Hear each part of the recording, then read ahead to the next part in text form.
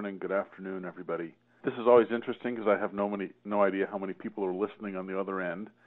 Somewhere between a small workstation and a large stadium, I suppose. I'm really pleased to be here. I've been working in the area of observational research for quite a number of years and have a number of small and large registries under my belt. And what I always let people know is that this is a very creative type of project to undertake, and novices usually make some errors, and if there's any way that I can get listeners to avoid making some of the same mistakes that I've made along the way, then I would consider this a good day. We're just interested in basically like grassroots, background, getting in at the ground level, learning more about patient registries as, we're starting to see more industry or sponsors using registries to support various marketing applications. Okay.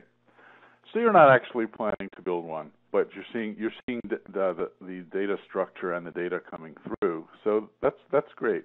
As we have it, my very first slide here is remarkably blank, which is, I tend to ask audiences, what's the regulatory definition of a registry?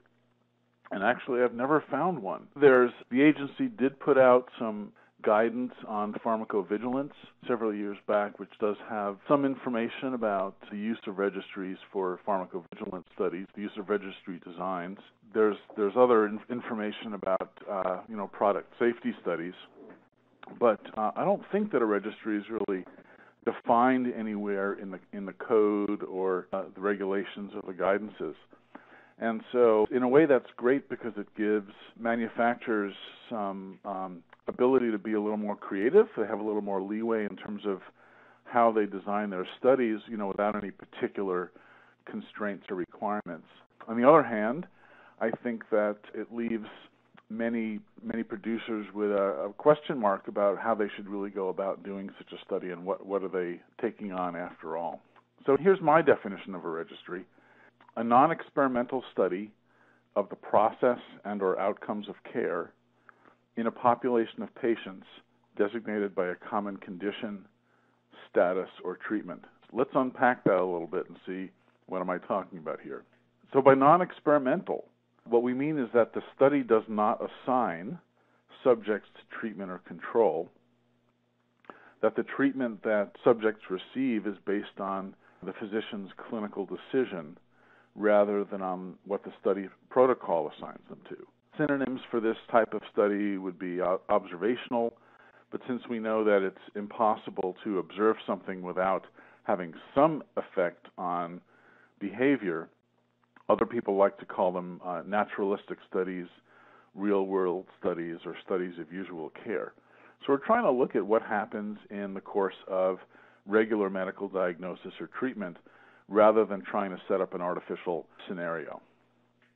So typically, enrollment in these studies is a single arm, although it's possible at the same time to set up comparison studies during an analysis phase. What do we mean by process or outcomes of care? Processes of care are things like what therapy was used, what was the surgical approach or technique, what testing was utilized. And outcomes of care span a range from things like clinical outcomes, humanistic outcomes like quality of life or functional ability, and intermediate outcomes that are not as definitive as survival or morbidity, but that measure something that's believed to be associated with a clinical outcome.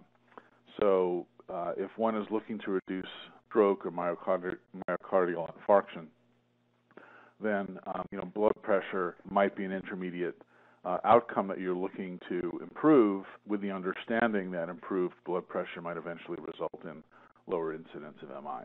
What do we mean by in a population of patients? Well, the ideal registry is a population-based study in which there's an attempt to capture all of the patients in a particular class, such as everyone who got treated with a particular device, for example. But, in the real world, 100% participation is typically not feasible. Even a manufacturer with small market uptake of their device is not going to be able to capture every single patient who receives it.